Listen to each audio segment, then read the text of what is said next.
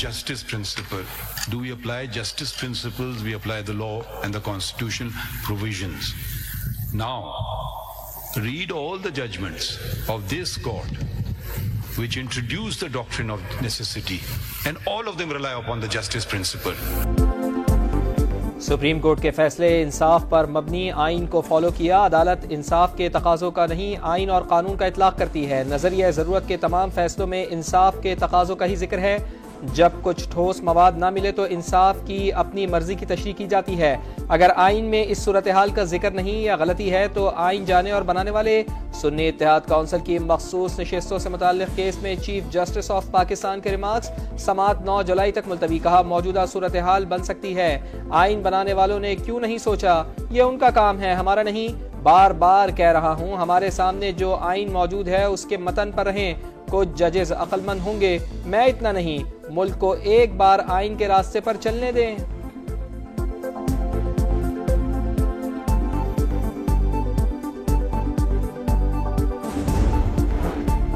साबित हो चुका, इलेक्शन कमीशन ने अदालती फैसले की गलत तशरीह की। एक सियासी जमात को इंतखाबात से ही बाहर कर दिया।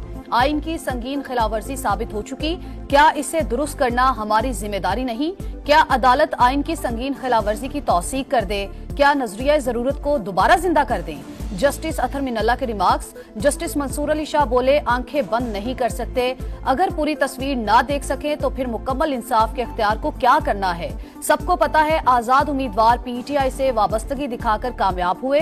जस्टिस मुनीब अख्तर ने पूछा, क्या इलेक्शन कमीशन ने खुद इनको आजाद करार नहीं दिया? क्या अदालत को यह गलती दुरुस्त नहीं करनी चाहिए? अटॉर्नी जनरल बोले, सुप्रीम कोर्ट मुकम्मल इंसाफ के लिए आर्टिकल 187 में नहीं जा सकती। अपने सामने ज़ेर इल्तिवा मामले को ही देख सकती है।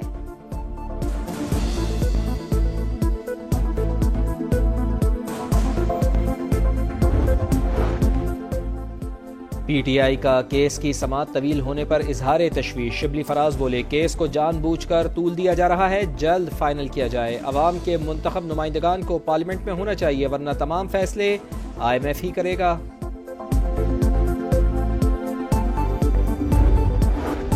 बानी पीटीआई की हिरासत का फैसला मनमानी और बैनुल-अक़वामी कानून की खिलाफवर्जी, हल फौरी रिहाई और हिरासत की गैर जानिबदार तहकीकात कराना है।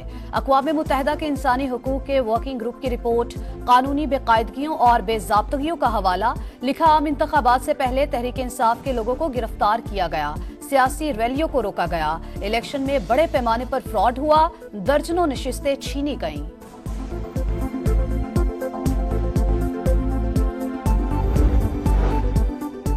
बानी पीटीआई की गिरफ्तारी और ज़ेर इल्तिवा मुकदमा दाखिली मामला। वो सजायाफ्ता कैदी के तौर पर जेल में हैं। कई मुकदमात में रिलीफ मिलना शफाफ और मुनसिफाना अदालती निज़ाम का मज़हर है।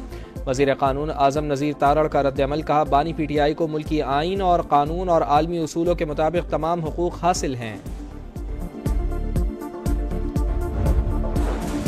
इलेक्शन की शफाफियत मामला हमारी तवज्जो का मरकज। मामला पाकिस्तानी शराकतदारों से उठाते रहे हैं, ताहम ज़ेर इल्तिवा कानून साजी पर बात नहीं करेंगे।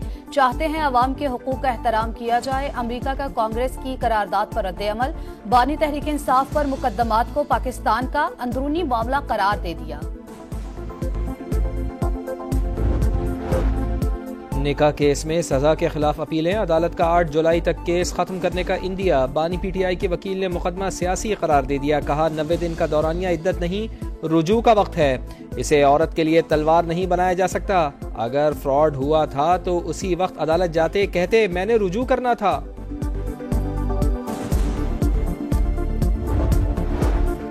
जस्टिस बाबर सत्तार और उनकी फैमिली का जाती डेटा किसने लीक किया? अकाउंट की शनाख्त में मुआवनत करे। रजिस्ट्रार हाई कोर्ट का वजारत खारजा के जरिए एक्स के चीफ लीगल ऑफिसर को खत नुमाइंदा हाई कोर्ट के सामने भेजने की भी पेशकश।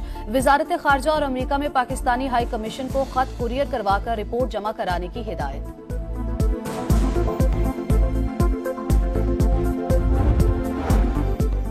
चीफ जस्टिस की ज़ेर सदारत जुडिशल कमीशन का इजलास। लाहौर और सिंध हाई कोर्ट्स के चीफ जस्टिस के नामों की मंजूरी दी जाएगी। लाहौर हाई कोर्ट के लिए जस्टिस शुजात अली खान, जस्टिस अली बाकर नजफी और जस्टिस आलिया नीलम के नामों पर गौर। सिंध हाई कोर्ट के लिए जस्टिस शफी मोहम्मद सिद्दीकी, जस्टिस नेमतुल्लाह फलपोटो और जस्टिस सलाउद्दीन पवर के नाम ज़ेर गौर।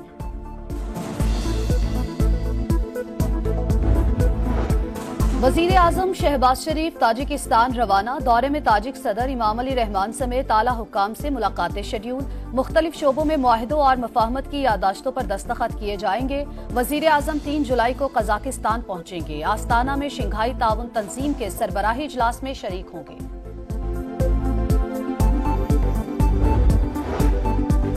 पंजाब से स्मोक के खात्मे का मिशन। मरियम नवाज का कानून और ज़ाब्तों पर सख्त तरीन अमल दरामद का हुक्म। नो प्लास्टिक पर मुकम्मल पाबंदी का हदफ पूरा किया जाएगा। माहौलियाती कानून की खिलाफ वर्जियों पर जुर्माने, सजाएं और गिरफ्तारियां होंगी। फसल की बाकियात जलाने और सनतों से जहरीले धुएं पर कार्रवाई होगी।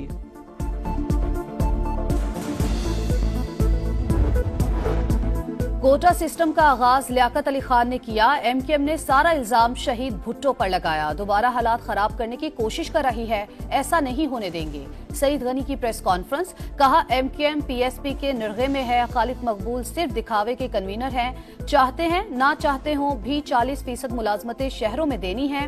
अगर 40% कोटा खत्म ही कर दें तो क्या होगा? अली खुर्शीदी का जवाब। कहा जाली डोमिसाइल बनाकर शहरी सिंध का कोटा खाया गया। वुज़रा तनख्वाह हलाल करें और नालों की सफाई पर तवज्जो दें।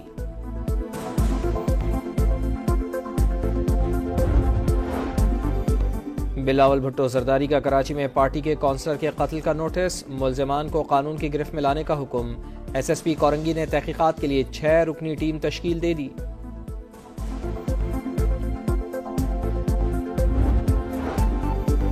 इस्लामी नजराती काउंसिल का हुजूम के हाथों कत्ल के वाकयात पर सख्त इजहार तशवीश। आइन की बालादस्ती यकीनी बनाने का मुतालबा। अलामा रागिब नईमी बोले अपने फिरके के मुताबिक इबादत जरूर करें मगर किसी की तौहीन का बायस न बने। फिरका वारियत और इदारों को टारगेट करना काबिल कबूल नहीं।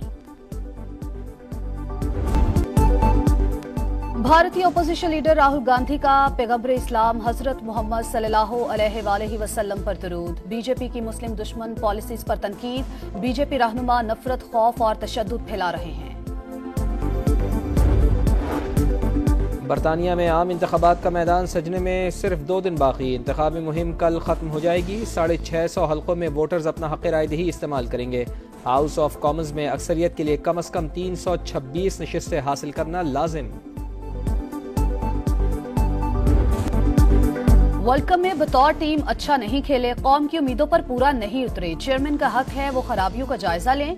मोहम्मद रिजवान का एतराफ। कहा कौम के साथ हम भी मायूस हैं। हम पर होने वाली तनकीद गलत नहीं। सर्जरी के सवाल पर शाहीन शाह अफरीदी ने भी जवाब दिया। कहा क्या कोई बीमार है जो सर्जरी होगी?